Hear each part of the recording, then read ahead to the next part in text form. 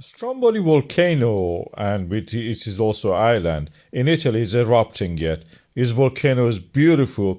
There is a term we call a Strombolian, and that is because it is a mild kind of eruption, hundreds of meters, long eruption of the cinders, lapilli, and some volcanic bomb like this one into the air, and relatively mild, and is continuous in a way.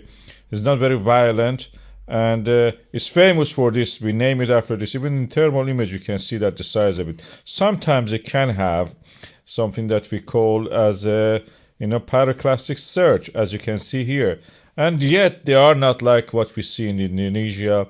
They're relatively safer than that. Of course, if you be on the course of it, it will be dangerous, but not as much. They don't travel long distance. The island is small, although it has settlements on the other side. You can go actually have your meal, take a room, just sleep there. This side of it is the volcano. From the other side, you can come and have a look. It's part of the Mediterranean, subduction of the African continent under the Eurasian plate, closing down the remnants of the Tethys Ocean, as you can see here, or Tyrrhenian Sea, what is it called now.